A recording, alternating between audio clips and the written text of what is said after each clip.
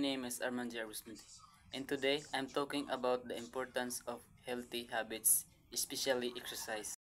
Exercise is super important to our bodies and Ito ang minds. exercise na pwede mong Mahalaga gawin sa iyong talaga ang bahay. exercise Jumping jack. kasi para Madali lang itong gawin. mapanatiling malusog ang ating Ay, katawan at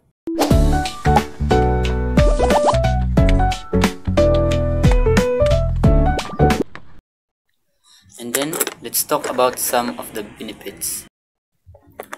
First benefit.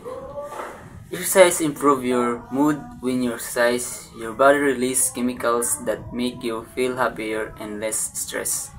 Ayon dito, pag nag-exercise ka daw ay mag-improve yung katawan at makakalabas ng chemical sa iyong katawan at mababawasan ang iyong stress at ikaw ay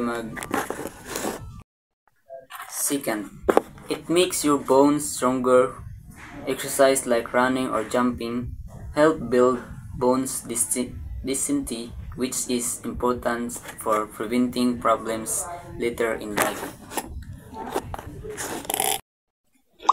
Ayon dito ay kapag gumawa ka ng exercise like running and jumping in push-up, nakaka-build ng muscles at makakawala din ng problema. Third benefits.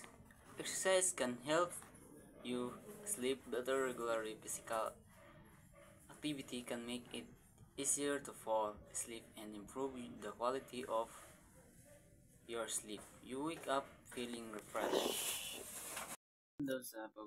Pag mag-exercise ka at mag-activity like push-up and jumping jack, nakakatulong ng pagtulog ng maayos at